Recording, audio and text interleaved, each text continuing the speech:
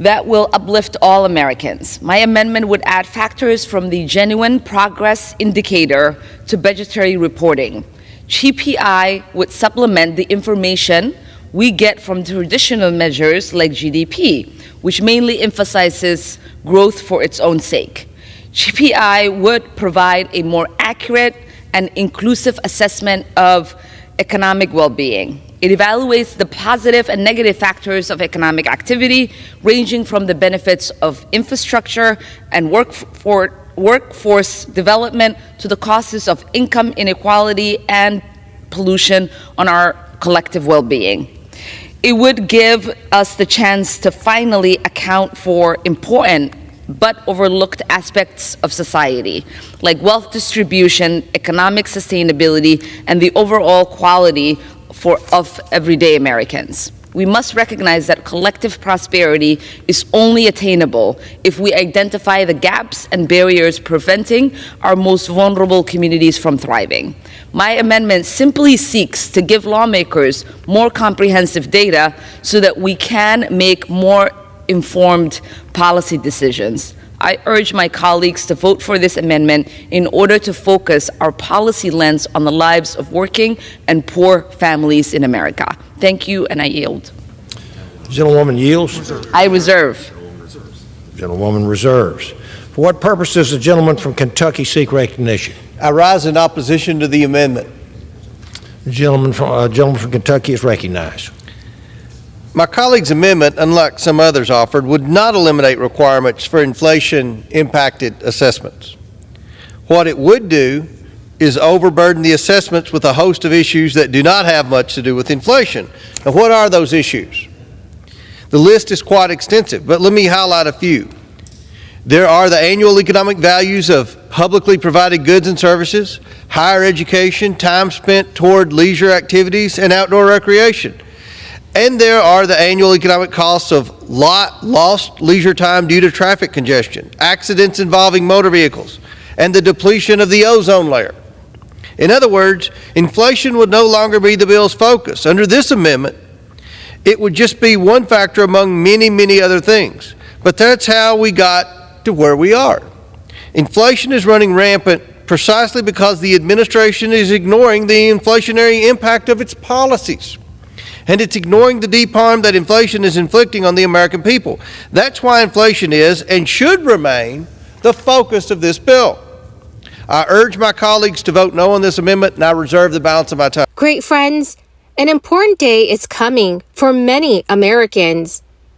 President Biden is now being urged to make a decision on a new executive order that could provide millions of Americans with thousands of dollars in financial assistance. So there is good news. Eligible Americans could qualify for $1,000 in monthly payments from their state very soon. So please make sure that you watch until the end of this video. Also, I will be announcing 2 winners of the Walmart gift card giveaway at the end of today's video. If you would like to enter the weekly giveaways, please make sure that you do subscribe to my channel, click and like several of my videos, and then comment below the keyword of each video that you watch. Dear friends, the more videos that you watch and then comment on, the greater your chances of winning the giveaways. Some Oregon residents could get $1,000 per month for the next 2 years if a new proposal from the state Senate is approved. Once approved, this proposal for regular stimulus checks from the state of Oregon would be the first ever universal basic income program in the state. Senate Democrat Campos proposed Senate Bill 603 to assist unhoused or low-income individuals for 2 years. This universal basic income program is a pilot program to gauge how the regular $1,000 stimulus checks from Oregon affect the ability of recipients to secure stable housing or improve their well-being.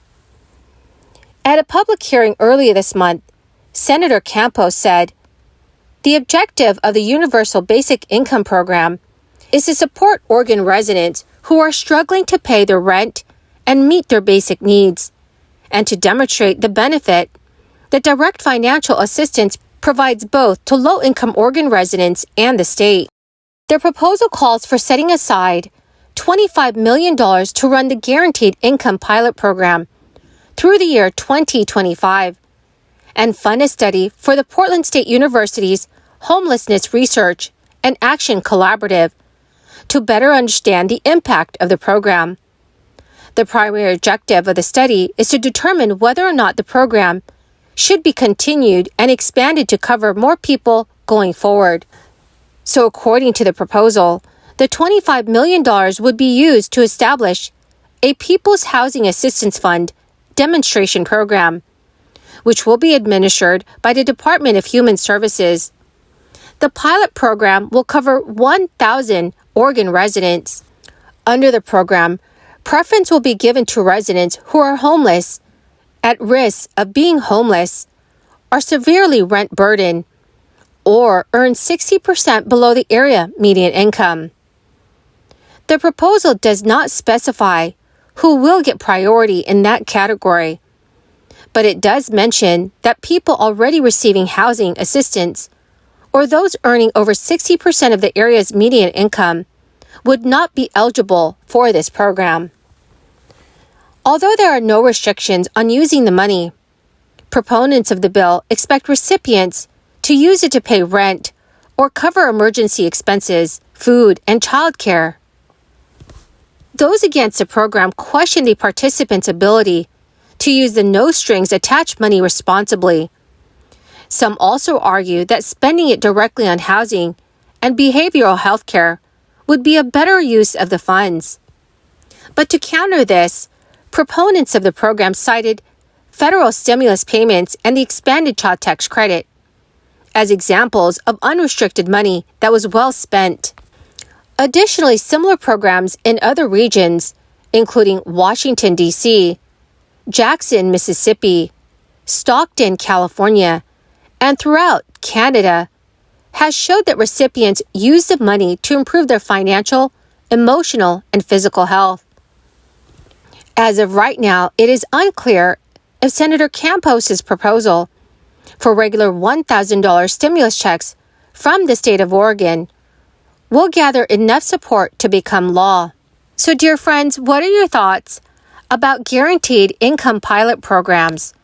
Please let me know what your thoughts are in the comments section below. Republican senators announced they will be introducing a Congressional Review Act resolution in another attempt to foil President Biden's student debt relief program, which is already facing potential termination at the Supreme Court. The Congressional Review Act allows Congress to examine new regulations made by government agencies and overturn them with a majority vote. The effort to use a Congressional Review Act to stop President Biden's plan is led by Senate Republican Bill Cassidy and Senators John Cornyn and Joni Ernst. But a White House spokesperson said in response to their resolution, "It's a shame for working families across the country that Republican lawmakers continue to fight tooth and nail to deny critical relief to millions of their own constituents impacted by the crisis." The senators introduced a resolution following a report from the Government Accountability Office that declared Biden's student loan relief and payment pause are rules subject to the Congressional Review Act. The White House said the student debt relief plan is based on the Department of Education's decades-old authority granted by Congress and is a result of the same procedures used by multiple administrations over the last 2 decades to protect borrowers from the effects of national emergencies. If a Senate majority supported the resolution, President Biden's student loan forgiveness would be overturned, and a federal agency would not be able to propose another plan similar to it unless it was put into law.